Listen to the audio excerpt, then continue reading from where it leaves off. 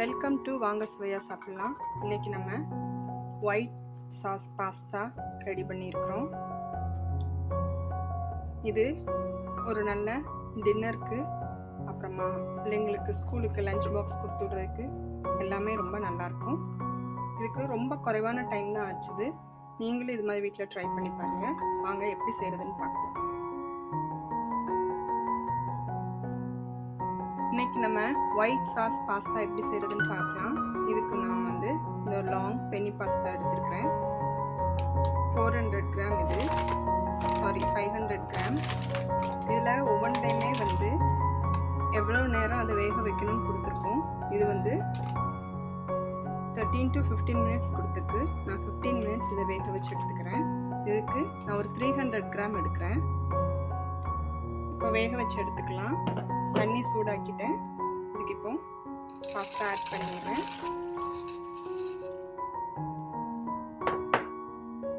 அப்புறமா salt add பண்ணிடலாம். நான் ஒரு 2 டேபிள் ஸ்பூன் ஆட் பண்ணுறேன். இன்னும் பாஸ்தாவில் சால்ட்டு நல்லா அப்சர்வ் ஆகும். பாஸ்தா குக் ஆயிடுச்சு. இப்போ இதை வடிகட்டி எடுத்துக்கலாம். நல்லா சாஃப்டாக வெந்துருச்சு.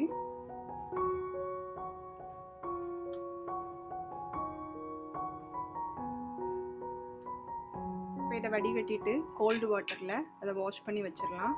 இல்லாட்டி ஒன்னோட ஒன்று ஒட்டும். இதில் நான் ஆயில் விடலை.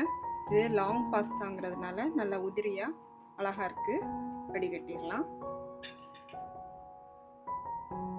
இப்போ கொஞ்சமாக ஆயில் விட்டு, ஆயில் சூடானதுக்கப்புறம் கார்லிக் ஆட் பண்ணி, கட் பண்ணி வச்சுருக்கிற கேப்சிகம், கார்ன் எல்லாம் ஆட் பண்ணி கொஞ்சம் ஃப்ரை பண்ணி எடுத்துடலாம். இப்போ ஆயில் சூடாயிருச்சு. நம்ம கட் பண்ணி வச்சுருக்கிற கார்லிக் ஆட் பண்ணிடலாம்.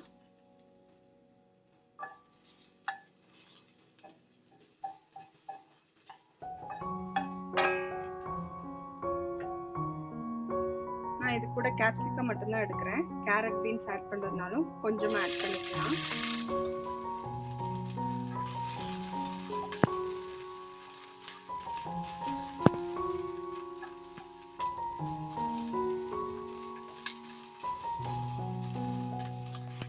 இப்போ கார்ன் ஆட் பண்ணிடலாம்.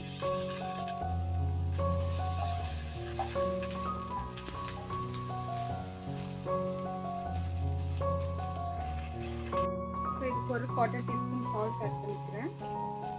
கொஞ்சமாக தான் எடுத்துருக்கிறேன்.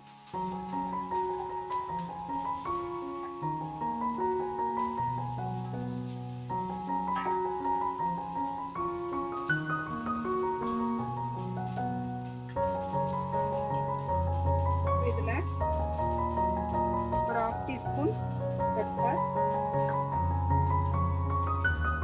கொஞ்சமாக சில்லி ஃப்ளேக்ஸ். இது ஜஸ்ட் இந்த வெஜிடபிளில் மிக்ஸ் ஆகிறதுக்கு தான்.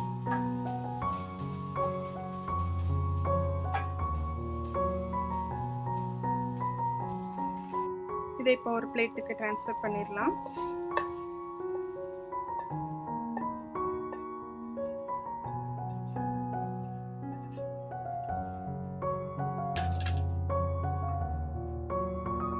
இப்போ சாஸ் ரெடி பண்ணிடலாம். இதுக்கு ஒரு 3 டேபிள் ஸ்பூன் பட்டர் எடுத்துக்கிறேன். இது மெல்ட் ஆகட்டும். நான் இதுக்கு ஒரு 3 டேபிள் ஸ்பூன் மைதா எடுத்துருக்கேன். 4 டேபிள் ஸ்பூன் பட்டருக்கு 3 டேபிள் ஸ்பூன் மைதா. இது நல்லா இந்த பட்டரில் ஃப்ரை ஆகணும்.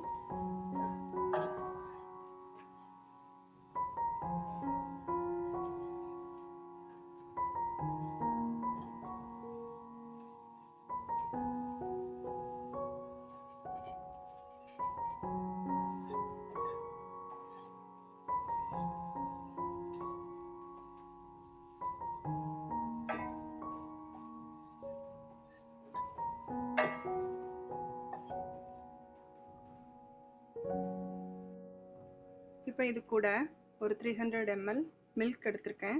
இதை கொஞ்சம் கொஞ்சமாக ஆட் பண்ணி இதை மிக்ஸ் பண்ணி விடலாம்.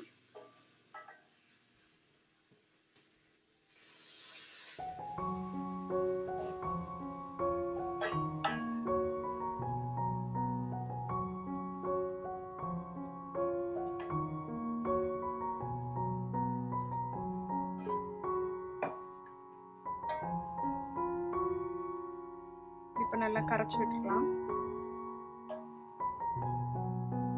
இதில் கொஞ்சம் சால்ட் ஆட் பண்ணிக்கிறேன். நீங்கள் வந்து சால்ட் பார்த்துட்டு ஆட் பண்ணிக்கோங்க.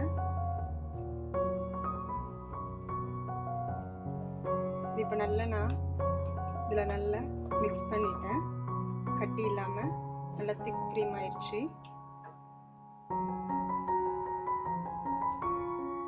இப்போ இதில் ஒரு 2 tablespoon cooking cream add பண்ணுறேன். இது ஆப்ஷனல் தான். இது நல்லா இப்போ சேர்ந்து ஒரு கொதி வரட்டும். இப்போ இதில் ஒரு 5 டேபிள் ஸ்பூன் சீஸ் எடுத்துருக்கேன், மொசரல்லா சீஸ். இதுவும் இதில் கொஞ்சம் மெல்ட் ஆகட்டும், குக் ஆகட்டும்.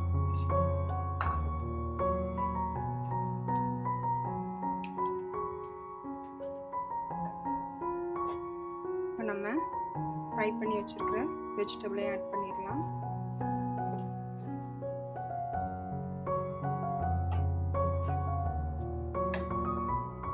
இப்போ நம்ம வேக வச்சு வச்சிருக்கிற பாஸ்தாவை ஆட் பண்ணிடலாம். கொஞ்சம் கொஞ்சமாக ஆட் பண்ணி மிக்ஸ் பண்ணி விட்டுக்கலாம்.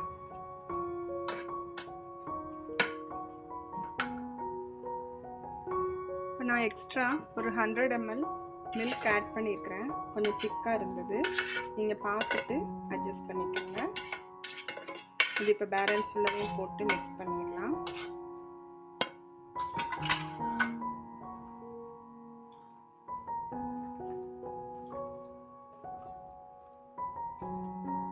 என்னோட பாஸ்தா ரெடி ஆயிடுச்சு. இப்போ இதில்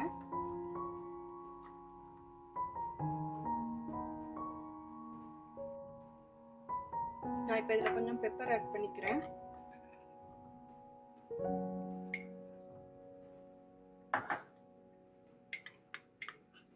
சில்லி ஃப்ளேக்ஸ்,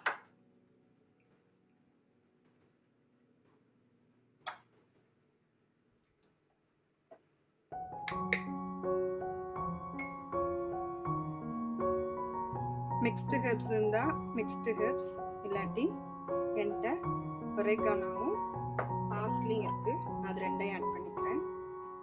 ரெண்டும் ஒரு 1/2 டீஸ்பூன். அவ்வளவுதான், நம்மளுடைய க்ரீமி பாஸ்தா ரெடி ஆயிடுச்சு. நீங்களும் இது மாதிரி வீட்டில் ட்ரை பண்ணி பாருங்கள். ட்ரை பண்ணி பார்த்துட்டு என்னுடைய வீடியோவுக்கு லைக் கொடுங்க, உங்கள் ஃப்ரெண்ட்ஸுக்கும் ஷேர் பண்ணுங்கள். சப்ஸ்கிரைப் பண்ணாதவங்க சப்ஸ்கிரைப் பண்ணுங்கள்.